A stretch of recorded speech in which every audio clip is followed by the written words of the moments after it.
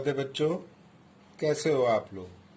आज के class 10 physics के इस वीडियो में पिछली वीडियो के आगे का जानेंगे। पिछली वीडियो में मैंने लेंस की परिभाषा, लेंस के प्रकार एवं लेंस से संबंधित कुछ परिभाषाएं बताई थी। आइए आज उससे आगे देखते हैं। अभी इसमें जो है, इससे पहले हमारे जो लेंस की परिभाषाएं थी इसमें दो परिभाषाएं नहीं बताए थे। एक परिभाषा फोकस दूरी तथा दूसरी फोकस तल। आइए इसे समझते हैं। देखिए, फोकस दूरी होती क्या है। लेंस के प्रकाशीय केंद्र तथा फोकस के बीच की दूरी को क्या कहते हैं? फोकस दूरी कहते हैं। मान लीजिए हम इसको दिखा सकते हैं कि प्रकाशीय केंद्र, मान लीजिए हम कोई एक लेंस ले लें। ये लेंस है, ये लेंस दिखा दिया हमने। ये मुख्य अक्ष हो गया,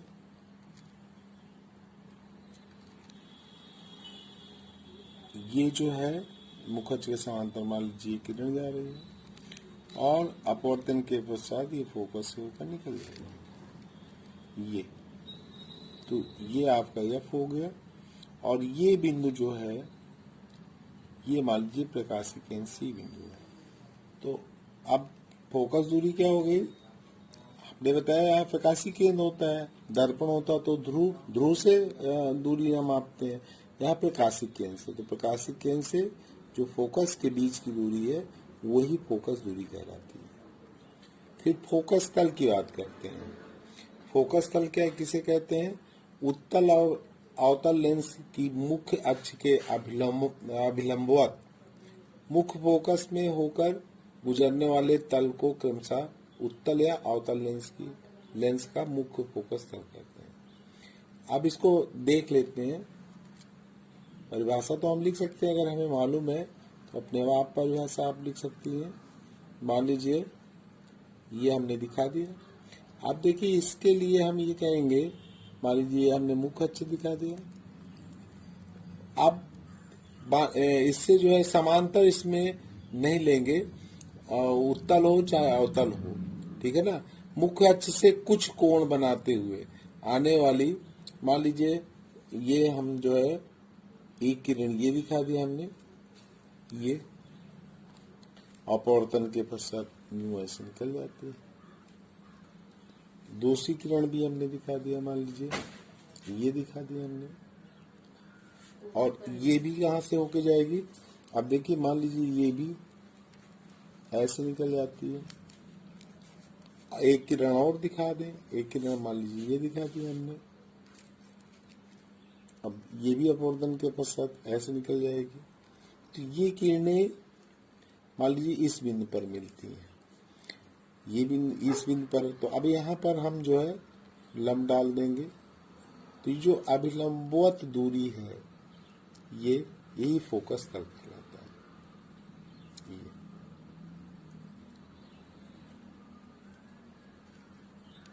फोकस तल आपका ये हो जाएगा। इसे ऊर्ध्वाधर रेखा द्वारा प्रदर्शित करते हैं। देखिए, लेंस द्वारा प्रतिबिंब बनने के नियम, जैसे कि हमने गोली दर्पण में पढ़ा था प्रतिबिंब बनने के नियम, इसी प्रकार इसमें भी जो लेंस द्वारा प्रतिबिंब बनने के नियम है वो भी 3 है। वहां भी हमने पढ़ा था, यहाँ भी 3 नियम है। वो क्या है? अगर मान लीजिए पहला नियम ये हो जाएगा, मान लीजिए ये हमने ले लिया उत्तल लेंस, ये मुख्य अक्ष हो गया, ये आपका। अगर मुख्य अक्ष के समांतर कोई किरण आ रही, ये मुख्य अक्ष के समांतर जा रही है, मान लीजिए मुख्य अक्ष के समांतर जा रही है, तो ये द्वितीय फोकस से होकर निकलेगी। पहला नियम ये। अगर यही चीज हमें मान लीजिए हम ले ले अवतल लेंस ले लेते हैं।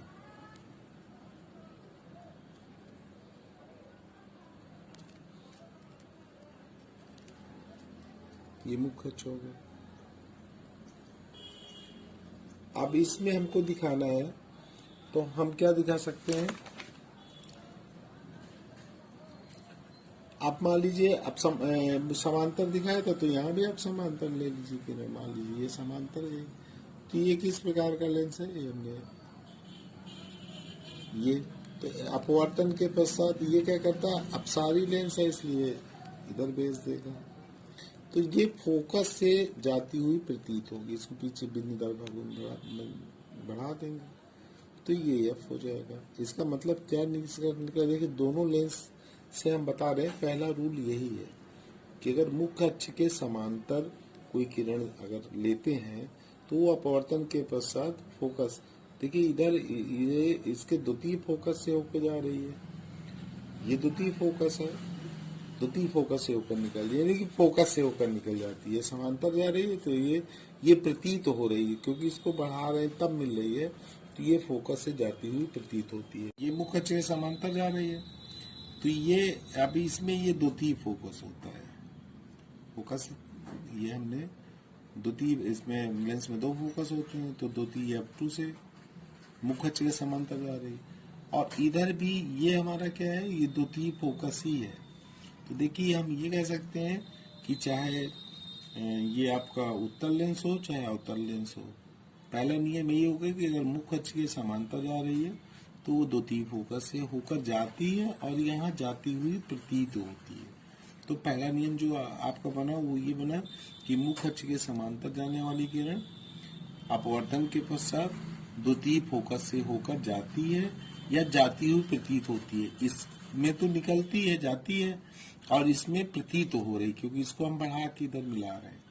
दूसरा नियम क्या है, दूसरा इसका नियम है, मान लीजिए यही लेंस ले लेते हैं हम, उत्तल लेंस, ये आपका हो गया मुख्य अक्ष, ये पृष्ठ हम दिखा दे रहे हैं,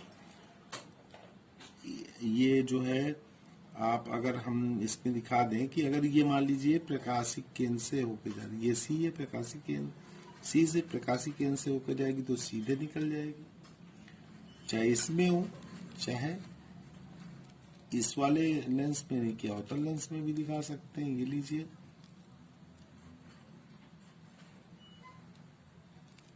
ये मुख्य अक्ष हो गया, अब इससे भी अब सीधे बिना विस्तृत हुए सीधे निकल जाती है।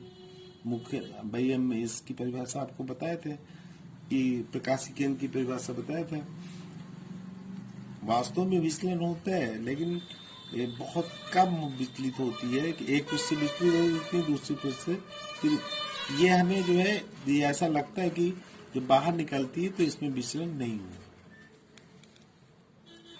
दूसरा नियम इसका क्या बन गया कि अगर प्रकाशिक केंद्र से होकर किरण जाती है तो बिना विचलित हुए सीधे निकल जाती है, चाहे वो उत्तल हो लेंस हो चाहे अवतल लेंस हो। तीसरा नियम क्या है, तीसरा नियम देखते हैं। तीसरे नियम में हम ये दिखा सकते हैं कि अगर मान लीजिए फोकस से होके जा रही है, मान लीजिए ये है, अब इसमें ये इसका कौन सा फोकस है, होगा इधर प्रथम फोकस होगा, तो अगर मान लीजिए प्रकाश किरण ये फोकस से होकर जाती है, ये अब दिखा दिया हमने, तो अब ये मुख्य अक्ष के समांतर हो जाती है, ये मुख्य अक्ष के समांतर हो जाएगी। अगर हम यही चीज इसमें दिखा दें, ये अवतल लेंस है, ये मुख्य अक्ष हो गया। अब देखिए इसमें, अब इसमें प्रतीत तो होगी, इसमें जो है ये मान लीजिए यहाँ मान लीजिए इसका फोकस है, तो इसका प्रथम फोकस इधर होता है, तो अब यहाँ मान लीजिए प्रकाश किरण दिखा दी है और ये प्रतीत हो रही, इसको ऐसे बढ़ा देंगे तो ये क्या हो जाएगी, मुख्य अक्ष के समांतर हो जाएगी। तो ये तीन नियम है, 1 2 3, ये ध्यान देना है। जो प्रतिबिंब बनता है, जो किरण आरेख खींचते हैं, इन तीन नियमों में से किन्हीं दो नियम का पालन होता है उसमें, यही प्रतिबिंब लेंस द्वारा प्रतिबिंब बनने के नियम। तो अगर आप देखिए एक बार फिर से देख लीजिए कि अगर मुख अक्ष के समांतर जा रही है तो द्वितीय फोकस से होकर जाएगी इसमें भी, और इसमें प्रतीत होगी कि उससे आभासी प्रतिबिंब बनता है। इसी तरह अगर प्रकाशीय केंद्र से होकर जाएगी ये सीधे निकल जाएगी बिना विचलित हुए।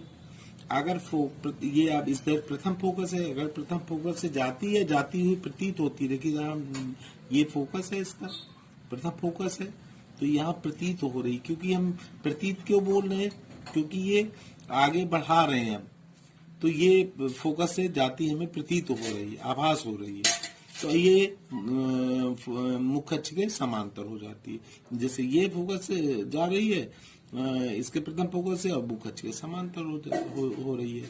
तो इन 3 नियमों में से 2 का पालन करते हैं जब किरण आरेख खींचते हैं, प्रतिबिंब बनने का किरण आरेख। हम लोगों ने लेंस द्वारा प्रतिबिंब बनने के नियम पढ़ा। आप जानेंगे कि उत्तल लेंस द्वारा प्रतिबिंब बनने की क्या स्थितियां हैं। देखिए, हमने दर्पण द्वारा प्रतिबिंब बनने की स्थितियां इससे पहले पढ़ा था। यहाँ पर उत्तल लेंस द्वारा प्रतिबिंब बनने की कितनी स्थितियां हैं तो वो देखेंगे। तो इसके द्वारा यानी कि उत्तल लेंस द्वारा प्रतिबिंब बनने की 6 स्थितियां हैं। पहला, जब वस्तु अनंत पर स्थित हो, अनंत पर स्थित हो। अब देख लेते हैं, फिर उसी के रिगार्डिंग लिख देंगे।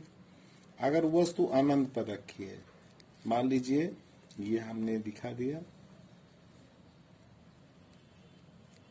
ये आपका उत्तल लेंस हो गया,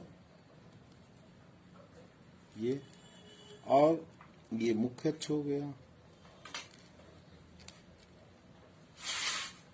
ये आपका मुख्य अक्ष हो गया।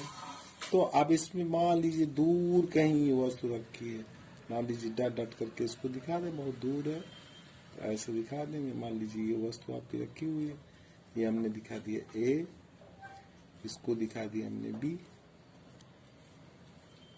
दूर स्थित वस्तु है। तो अब यहाँ से एक किरण जाएगी, देखिए अब समांतर तो जा नहीं सकती है, तो एक जो है एक किरण, अब देखिए नियम हमारा जो 3 नियम उस पर ध्यान देंगे। तो एक तो प्रकाशिक केंद्र से दिखाएंगे, ये प्रकाशिक केंद्र सी दिखा दीजिए, ओ दिखा दीजिए, किसी से दिखा देंगे। तो मान लीजिए ये प्रकाशिक केंद्र से होकर जा रही है, क्योंकि समांतर तो जाएगी नहीं, तो प्रकाशिक केंद्र से जाएगी तो सीधे निकल जाएगी, ऐसे निकल जाएगी, ऐसे निकल जाएगी। और दूसरी किरण मान लीजिए, अब यहाँ फोकस हम मान लीजिए इसका ये प्रथम फोकस है, तो ये फोकस से ले जाएंगे इसको, ये फोकस से होकर जाएगी, ये फोकस से होकर, आपने बताया था फोकस से जो होके जाएगी। अब इसको आप ऐसे दिखा दीजिए, ये जो फोकस से होके जाएगी, एरो का चिन्ह लगा दें क्योंकि आपतित किरण है। अब अपवर्तन के पश्चात हमने बताया था क्या हो जाएगी, मुख्य अक्ष के समांतर हो जाएगी, मतलब यहाँ तक आई, यहाँ ये जो यहाँ से अपवर्तन हुआ तो ये हमने दिखा दिया कि ये किरण जो है फोकस से होकर निकल जाएगी, ये मुख्य अक्ष के समांतर जाएगी। ये अगर ये फोकस से होकर जा रही है, अगर आपकी किरण फोकस से जा रही तो अपवर्तन के पश्चात मुख्य अक्ष के समांतर हो जाती है। ये इससे पहले नियम में बता चुके हैं। और यहीं पर हम जो जिस बिंदु पर ये एक दूसरे को काट रही हैं अपवर्तन के पश्चात, वहां मुख्य अक्ष पर लंब डाल देंगे। मान लीजिए हमने लंब डाल दिया, तो ये हमारा यही प्रतिबिंब बनेगा। मान लीजिए यहाँ हमने दिखा दिया ए डैश, ऊपर हमने बी डैश दिखा दिया, और ये कहाँ पर बनेगा इसका प्रतिबिंब, अब ये हमारा एफ हो जाएगा, फोकस पर बनेगा। तो अतः हम लिख सकते हैं कि अगर वस्तु अनंत पर स्थित है तो कैसे लेंस के दूसरी ओर जो प्रतिबिंब प्राप्त होगा और लेंस के दूसरी ओर, और कहाँ बनेगा, फोकस पर बनेगा। कैसा बनेगा, अब देखो ये उल्टा बनना है तो उल्टा है तो वास्तविक, और वस्तु से छोटा बनता है, वस्तु से छोटा बनता है, हम लिख देंगे, यहाँ लिख सकते हैं। तो जब वस्तु अनंत पर स्थित हो तो वस्तु का प्रतिबिंब उल्टा वास्तविक तथा वस्तु से छोटा, हम कह सकते हैं बहुत छोटा बनता है, छोटा बनता है, बहुत छोटा बनता है, ये लिख दो।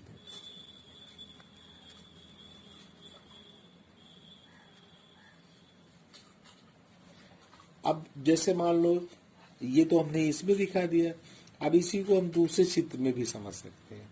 मान लीजिए अब जैसे हमने लिखा है बहुत छोटा, अत्यंत छोटा, बिंदु के समान, तो वो देखने के लिए देखिए हम आपको दिखा दे रहे हैं। मान लीजिए ये वो भी बना के दिखा दे रहे हैं, किनारा रेखा उसका भी खींच दे रहे हैं। ये मान लीजिए आपका जो है ये मुख्य अक्ष हो गया।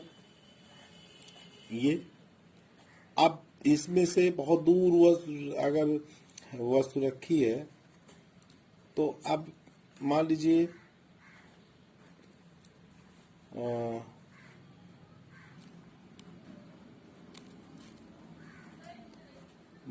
दूर वस्तु रखी है, तो अब इसमें देखिए हम ये ऐसे भी दिखा सकते हैं कि मान लीजिए ये किरण है एकदम नजदीक से, मान लीजिए ये एक किरण ये जा रही है वस्तु से, ऐसे आ रही है, समांतर आ रही है मुख्य अक्ष के, ठीक है ना, ऐसे दिखा दिया। दूसरी वस्तु भी हमें ऐसे दिखा दें ये, और ये अपवर्तन के पश्चात ऐसे निकल जाएगी, ये अपवर्तन के पश्चात ऐसे निकल जाएगी। तो देखिए जो इसका प्रतिबिंब बना, मान लीजिए अब ये फोकस ही तो है भाई, यहाँ क्लियर नहीं हो रहा था कि फोकस में बनेगा, लेकिन अगर हम इस तरह दिखा दें तो ये फोकस पर ही मिल रहा है और बहुत छोटा प्रतिबिंब बनेगा। तो इस प्रकार हम कह सकते हैं कि जब वस्तु अनंत पर स्थित हो तो वस्तु का प्रतिबिंब उल्टा वास्तविक तथा वस्तु से बहुत छोटा बनता है। बाकी जो 5 स्थितियां शेष हैं उनको हम अगले वीडियो में सीखेंगे। राधे राधे।